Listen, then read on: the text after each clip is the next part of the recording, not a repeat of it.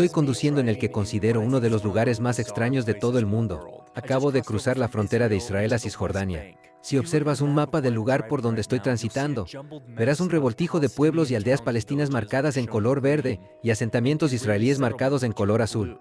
Muchos piensan en este territorio como Palestina, pero casi el 20% de las personas que viven aquí son ciudadanos judíos israelíes.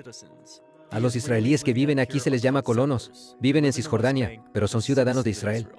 Mientras conduzco, observo dos naciones distintas entretejidas a lo largo de décadas de conflicto. Visité 15 asentamientos en toda Cisjordania y hablé con personas que decidieron empacar sus cosas y mudarse a tierras en disputa. Las conoceremos en próximos videos, pero primero quiero que demos un vistazo a los mapas que ayudan a explicar cómo Cisjordania se convirtió en lo que es hoy en día.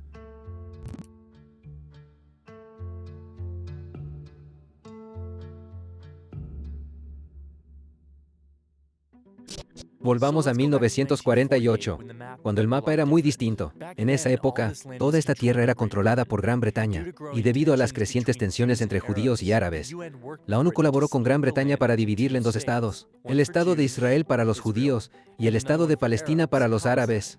Los judíos de la región aceptaron este plan y declararon la independencia de Israel. Pero los estados árabes de la zona consideraban que solo era más colonialismo europeo. No aceptaron el plan. Y en cambio le declararon la guerra a Israel.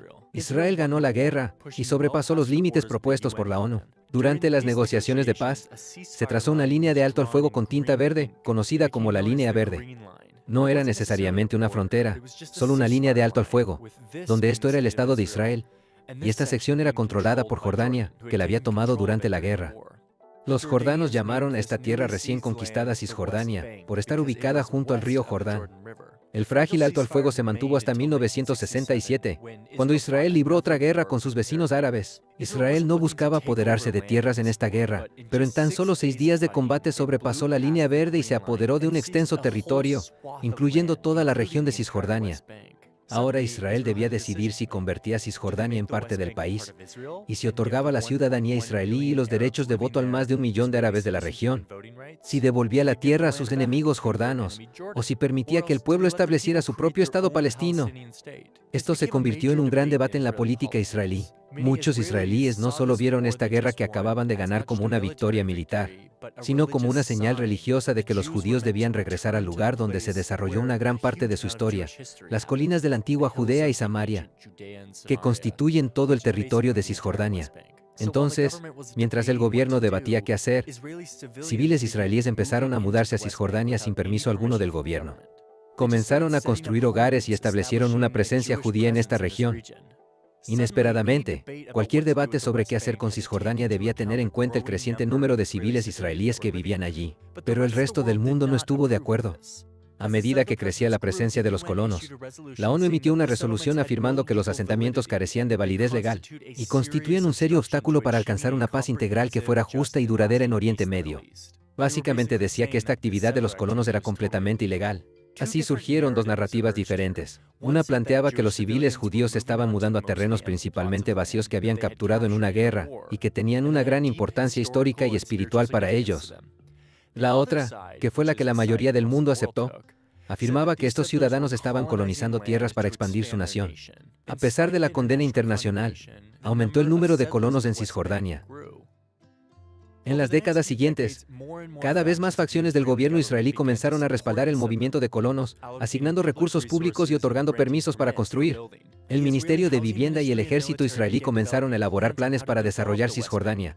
Construyeron vías en toda la región, facilitando el acceso entre los asentamientos y el territorio principal de Israel. Se permitieron cada vez más construcciones, y fueron surgiendo comunidades planificadas en toda Cisjordania. Progresivamente, los asentamientos pasaron de ser un grupo periférico de civiles motivados a ser una parte institucionalizada de la sociedad israelí, totalmente respaldada por el Estado. Estos son los pueblos palestinos en Cisjordania. Observa cómo los asentamientos se extienden por estos pueblos palestinos. A los palestinos no les gustó esta intrusión y comenzaron a protestar, a menudo con violencia extrema. Entre la violencia y las condenas de la comunidad internacional a los asentamientos, la situación se volvió insostenible. Así que a mediados de los años 90, el presidente estadounidense Bill Clinton, el primer ministro israelí Isaac Rabin y el líder palestino Yasser Arafat firmaron los acuerdos de Oslo, según los cuales se establecía un gobierno palestino y se dividía Cisjordania en 3 secciones. El sector identificado como A otorgó a los palestinos control total sobre seguridad y gobierno. Abarca cerca del 18% de Cisjordania, pero casi todos los pueblos palestinos están ahí. Esto fue importante, porque les dio autodeterminación a los palestinos por primera vez. La sección B quedó bajo el control civil palestino, manteniendo el control de seguridad israelí, por lo que el ejército de Israel permanece muy presente en esta zona. Esta área cubre cerca del 22% de Cisjordania. El área C permaneció completamente bajo el control militar y gubernamental de Israel. Ahí se encuentran todos los asentamientos, y abarca cerca del 60% de Cisjordania. Fue así como llegamos a este mapa actual tan enredado. Los israelíes pueden ir y venir desde el territorio principal de Israel por carreteras muy buenas que van directamente a los asentamientos. A estas carreteras las llaman pasos elevados porque eluden los pueblos palestinos y brindan acceso fácil de un asentamiento a otro. Pero no todas las localidades tienen carreteras elevadas. Los palestinos pueden conducir por casi todas las vías de Cisjordania, pero su movimiento suele ser más difícil y restringido. En ocasiones deben detenerse en los puntos de control y someter sus autos a inspección, lo que a veces genera filas muy largas. Pero sin duda uno de los aspectos más difíciles de esta situación de tierra repartida es cómo obstaculiza los esfuerzos de los palestinos para desarrollar una economía. El área C, controlada por Israel, alberga la mayoría de las tierras agrícolas de Cisjordania, además de los recursos hídricos y minerales. Las empresas palestinas tienen severas restricciones para acceder a estos recursos, lo cual afecta gravemente su economía. Una vez establecidas estas 3 secciones, los asentamientos continuaron creciendo en el área C. Pero en 2005 ocurrió algo que encendería aún más la pasión por el movimiento de colonos en Israel. El primer ministro Ariel Sharon decidió desalojar a 8.500 colonos de la Franja de Gaza, la cual era otra zona en disputa con numerosos asentamientos. Ver a israelíes desalojados por la fuerza y sus hogares demolidos dejó una gran huella en el país, sobre todo en los colonos.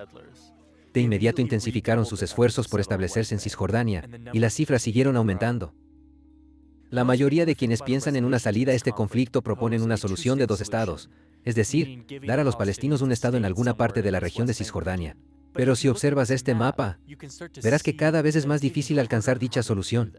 Los colonos que viven en Cisjordania no habitan en tiendas de campaña ni en caravanas, viven en comunidades desarrolladas, con escuelas y hospitales, e incluso una universidad, así que no será tan fácil desarraigarlos. En el próximo video, entraré en los asentamientos y hablaré con las personas que viven allí. Los judíos han vuelto a casa, y eso no va a cambiar. Los que se preguntan quiénes son esos locos que se mudan por voluntad propia a esta zona de batalla, no se dan cuenta del estilo de vida que realmente tenemos aquí. Quizás no me considero una colona, pero sé que otras personas sí, solo porque cruzan una línea y pasan por un puesto determinado.